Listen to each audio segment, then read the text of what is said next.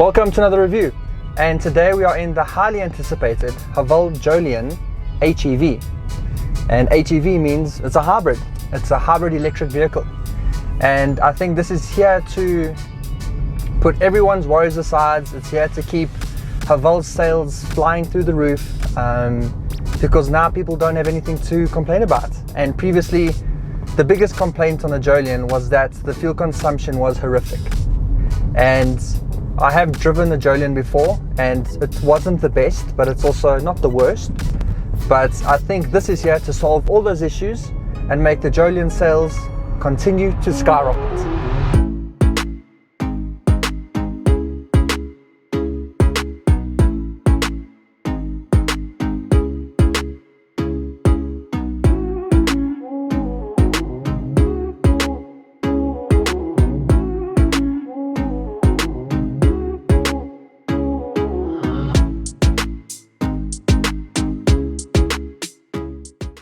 So basically what you've got here is a 1.5 litre mated to an electric motor and battery. Obviously that's where the energy is stored, and together it should give you a claimed 5 litres per 100 k's.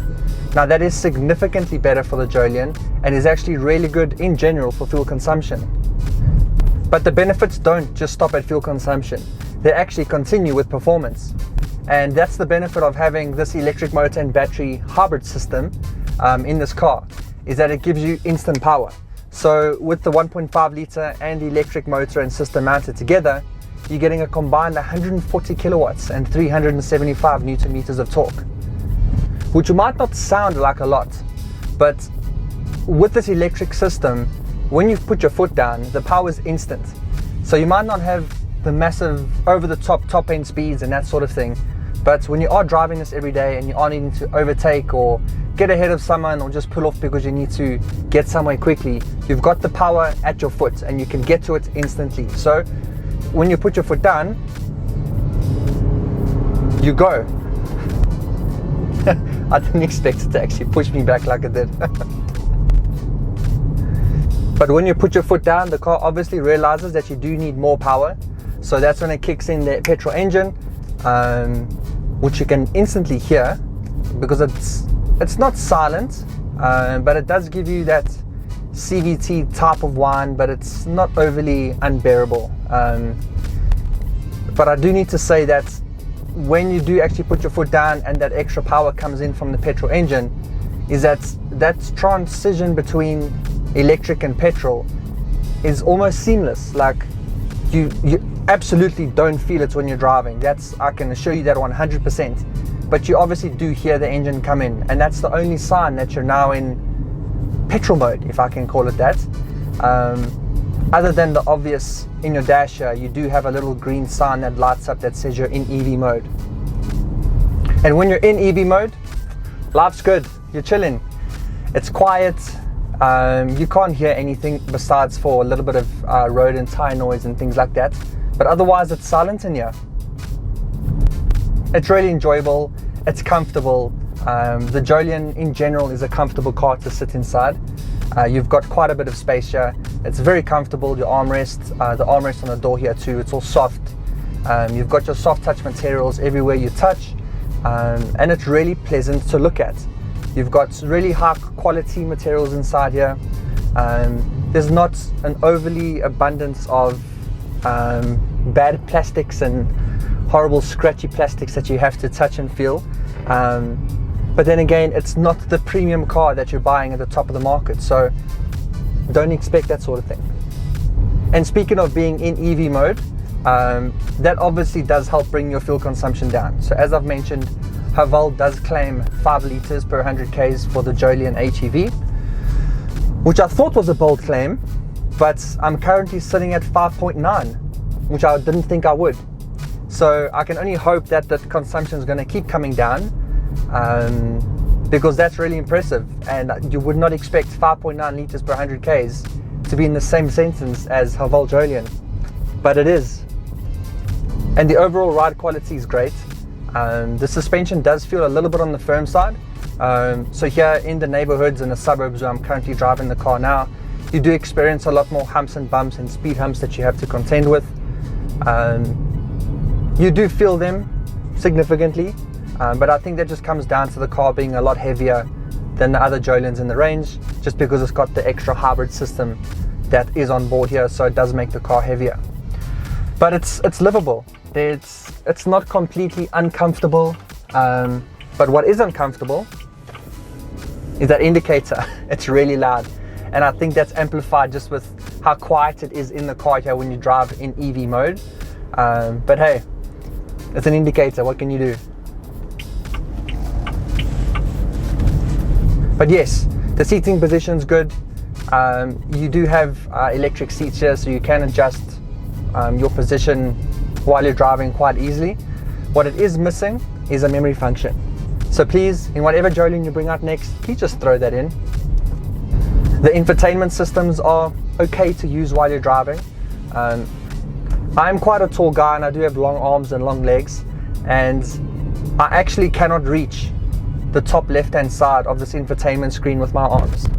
I do actually have to reach forward and do that, which is not something that you want to do while you're driving, but I guess it is what it is. And then to talk a little bit more about the hybrid system, or what Haval calls it in this car is their new energy. You do have the option to adjust the settings like your one pedal driving, which is quite cool. So that's something that you do get on fully electric cars too, where you do just use the one pedal to drive, and that's your accelerator. So when you do accelerate, you put your foot down and you drive, and when you take your foot off, it kind of uses the resistance in the electric systems to kind of slow you down. And while it's doing that, it's using that regenerative energy to refuel the battery packs. So that's quite a neat function to have, and it obviously adds a lot more distance and kilometers onto your drive, and it's charging the system at the same time, bringing your overall fuel consumption way down. And they do give you options of various drive modes too. So you've got eco, sport, normal, as well as snow, which I'm going to assume is for gravel and anything like that where you need to be adjusting your traction system accordingly, etc. I've currently got the car in eco because I'm trying to get the best fuel consumption that I can out of this. So we'll see how much lower I can get than 5.9. So yeah, to bring my fuel consumption down, I've got the car in eco. I've got the car in the most aggressive setting for one pedal driving. And I'm trying to be a conservative driver because this is a test and I'm going to get the best result out of it. Okay, cool. Let's go look at the outside and see what else this car has to offer. And here is the exterior of the new Haval Jolion HEV. And instantly, one of the new features that you can see on this Jolion is the new set of headlights, as well as the new diamond grille, which looks really cool. And a unique function for these headlights is that these here do actually pulsate while you're indicating and give you a pretty cool welcome animation when you get to the car and unlock it.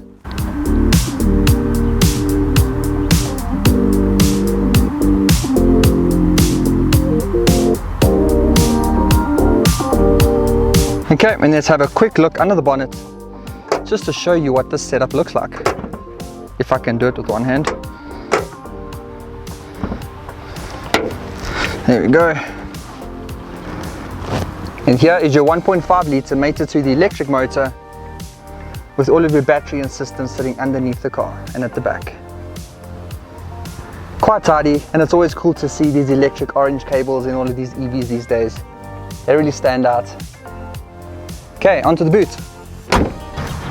And as you'll notice, this is not a power tailgate. And speaking of that, as you'll see on the key, you do actually have a boot function, which I don't know what it does, because when you click it, I mean, it doesn't unlock anything, and I've done it from the car from the outside. Yeah, and it didn't do much, so that's weird. There's all the space. And then underneath here, where I'm sure most South Africans with our potholes would enjoy a spare wheel, that's non-existent because your hybrid tech is taking up all the space. And then moving on to other new things about this car from the exterior, you do have an HEV badging on the side here. You've got these really nice diamond cut wheels, as well as the HEV badging on the back to let everyone know what you're driving. And for those with a keen eye would know that this bumper or section or bottom diffuser is also brand new. as well as the spoiler on the back, which has got these two vents over there and over there. Again, something different on this HEV to make you stand out from the crowd compared to the other Jolions on the road, to make them jelly as hell. A really good looking design, and I think those cosmetic changes really make a difference here to kind of elevate this Jolion compared to others. And welcome to Mission Control here on the Haval Jolion HEV. And as you can see, you've got a full leather steering wheel with this really nice contrast stitching, as well as steering mounted controls here for all of your infotainment, as well as your cruise control and everything you need to configure and change the digital driver's display, which is standard across the HEV range. And on the HEV range, you do get two derivatives. You've got the luxury and the super luxury. The luxury goes for 550,000 Rand, and the super luxury sells for about 580,000 Rand. Now, the main differences between the two, from a performance point of view, they are identical. But the only difference is that with the luxury model, which isn't this one, you do not get the 360 camera, and you do not get all of the major safety systems that you would get in the super luxury. You know, things like your adaptive cruise control, traffic jam assist, intelligence driving, and all of the lane departure things and lane keeping assist and all of that. That you don't get in the luxury model, but you do get with this super luxury here. You don't have wireless car charging down here, and you do get a smaller infotainment. So here you've got the 12-inch display, but on the luxury model you only get the 10-inch. And then something new since I drove the Jolion last about a year ago is that they've turned these into actual functioning buttons. Before, this was almost a digital screen that was touch sensitive, which was very difficult to use. It sometimes didn't even light up at night, so you couldn't actually see what the buttons were. But they've been kind enough now to turn these into actual buttons, so you can now go directly to your different cameras to see your views, as well as being able to get to your defrosters quite quickly and turn off your aircon at a touch of a button. But yeah, something that's still missing is a volume control, and there is an empty button here. So Haval, please will you put one in here? The people want it. And then moving on to the infotainment, you can see you've got everything from your basic settings here, everything to do with your infotainment, from just being able to get connected, the sound, display settings and things like that. And then if you go into the car settings, which is the most important one here, starting off with driving, you're able to change things here, especially your steering. So you can go from light to comfort to sport. You can change everything on your heads-up display. You've got seat setting changes, which is here to activate your heated seats, which we don't want on now. You've got your light settings to adjust your headlights, the follow me home functions and all the things like that. You've got your park assist, which is quite cool. Not something I've used yet, but I still do want to test that out. As well as new energy, and this is the new section to this car, the pièce de résistance of the HEV. So here you are able to check your driving score. Yes, I know it's a 5, I'm not going to flex about that. You've got your energy recovery systems here, so you can adjust how hard or soft you want that to feel. And then as well as your single pedal driving, which is what I do have on at the moment. I just switched it off just now. But that gives you the function of being able to drive with one pedal. Which is quite cool if you are wanting to save a lot of that energy and get the most kilometers as you can out of a tank. And then finally you've got your drive mode. So you've got normal, sport, economy and snow and field, but I've left it in eco because I've got a test to do and I need to see how far I can go and how low my fuel consumption can be. Yep, and then you've got other basic things here for your music. If you want to look at pictures, your radio, as well as your phone connectivity. If you plug your phone in, you can actually put in Apple CarPlay and Android Auto, so you'll bypass most of the functionality of the screen anyway, unless you need to go into the settings. And then to control the digital driver display, you're simply holding the OK button, and it brings up various options for you to navigate through, like your range, your instant fuel, your average fuel, as well as your fuel consumption, various different ones there. And then also a new feature here on this car is it shows you where your energy comes from. So is it being pulled from the battery or is it coming from the motor? And you can see that actually while you're driving, which is quite cool. Yep, and then you've got your speed, driving efficiency to see how you're doing. your tachometer to see your revs, as well as your tire pressure monitoring system too. And then finally the range. The only downside that I have of this display is that you've got your digital screen behind there, but you've also got this plastic front over here. And this plastic front kind of just reflects any light that you do get. So this is pretty much what you see when you're driving, which isn't the best depending on the sun's angle, but yeah, not great. And if you ever need to use launch control for whatever reason, you can. But it's simple. You come down here, you turn off the stability control, like it says over there, and then it's quite simple. Left foot on the brake, right foot on the gas. Make sure you're in drive and floor it. And then from an interior comfort point of view, you've got these really nice comfortable seats. They aren't real leather, but they are damn close to it anyway. They've got a really nice shape and they're comfortable when you're driving too. And then from a storage and convenience point, you've got this nice big armrest down here. You've got some other storage down there. You've got bins in the doors. They're not the biggest, but you can fit what you need to down there. As you can see here, I've just got some cloths. And then looking into the back seat, you can sit 3 people quite comfortably. I think the middle person will be a little bit squished, but you can do it. You've also got that center armrest down in the middle. And then something that is quite nice is at the center floor, there's no massive hump. So if you do have someone in the middle seat here, they aren't going to feel too kind of squashed up or uncomfortable because they have to kind of sit with their knees up underneath their chins. So yeah, that's actually quite nice. Okay, and now that's everything the Haval Jolion HEV has to offer. I've shown you around the outside, we've looked at the inside, we've had a look at all the tech inside the car, we've also looked at the engine, we've spoken about the fuel economy, we've spoken about the hybrid tech, but now it's time for the verdict and it's time to do the GDR test. Should you get the car? Should you drive the car? Or should you just remove it from your cars that you're looking at to buy? And I think this is an easy one for me. You should go ahead and get the car. There's nothing really bad about this Haval Jolion HEV. Haval have stepped up.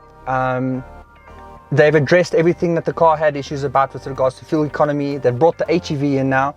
I mean, I'm averaging 5.9 liters. They claim a 5, but from previous generations of Haval Jolions, they've been much higher than that.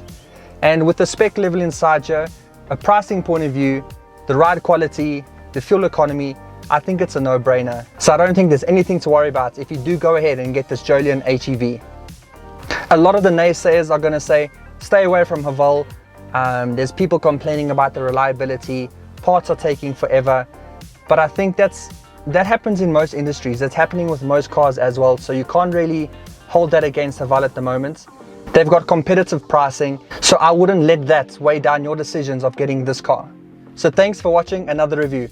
If you've enjoyed this and you want to see more videos like this, then please would you like the video and consider subscribing. I've got a lot more content coming and I think you're going to enjoy it.